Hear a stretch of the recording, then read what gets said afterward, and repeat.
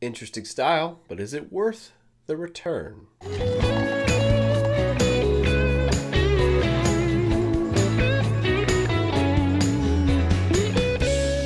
Hey guys, this is my review of King Kong Skull Island, or Kong Skull Island, or whatever the hell they're calling it. I was a bit on the fence about this movie. Admittedly, I think it's an unnecessary film. I didn't like the previous Godzilla film that Warner Brothers are trying to set up the super monster thing. Honestly, Godzilla was really boring to me.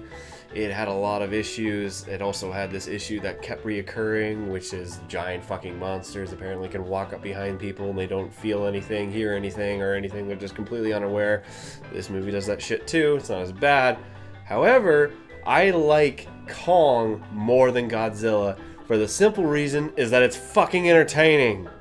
And that the characters, while are bland, actually do something interesting in terms of being a character. Now, admittedly, the two people who you're really going to be interested in are John C. Reilly and Samuel L. Jackson. Samuel L. Jackson is dope because he's basically his own version of Heart of Darkness, is this colonel going mad, wanting one last war in an attempt to take on the giant freaking monkey.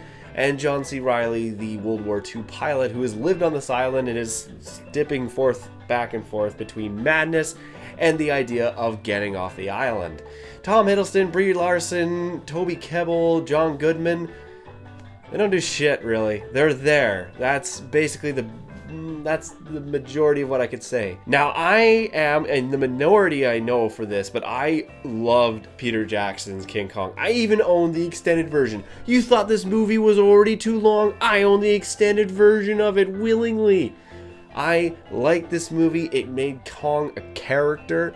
It had an awesome fight scene with the three Tyrannosaurus Rexes. The island was terrifying. And I just like this movie. Now, admittedly, they got the terrifying aspect of the island down in this one. It definitely was scary. There were some creepy ass monsters. The lizard things were okay. They were less silly looking than the T-Rexes, but this still was a cool island. Kong, however, he's just there. Since we had Andy Serkis literally intimidate and try to replicate himself as an ape in King Kong, we're not going to get the same here. There's no real... He just beats up things. He gets mad and he yells and he beats up things. He is not as central to the film as he was in Peter Jackson's version. And it's odd, but he's in it more than Godzilla was in Godzilla. But oddly enough, Godzilla had more of a, what's he doing? Where is he? What does he look like? Because of all the mystery shots. Admittedly, Gareth Edwards did that. He got to a point where it got fucking ridiculous with the amount of blue balling he was doing. But in this one, they start right out with that. And I actually applauded them for that because the action is ridiculous. The visual style of this film is off the top and it works. The brutality of it is pretty brutal. Like, it starts off with a freaking tree just going straight through a helicopter. How people die. This film really pushes itself to a 14A or PG-13 rating for you Americans.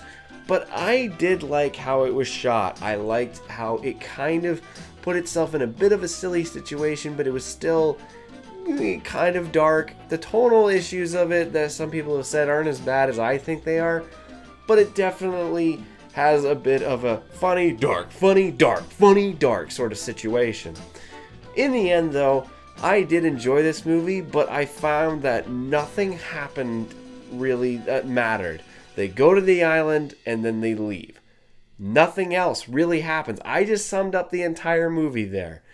There is stuff at the end in the final credit sequence that does set up what they're going to be doing in 2020. But really, this movie doesn't have a purpose other than to just let you know that King Kong exists in the same universe as Godzilla. In the end, I'm going to give Kong Skull Island a 4 out of 7. It's entertaining. You will enjoy it. I think it's going to be quite forgettable, though, in my own opinion. Anyway, guys, that's all for me. I hope you enjoyed this review. See you guys next time.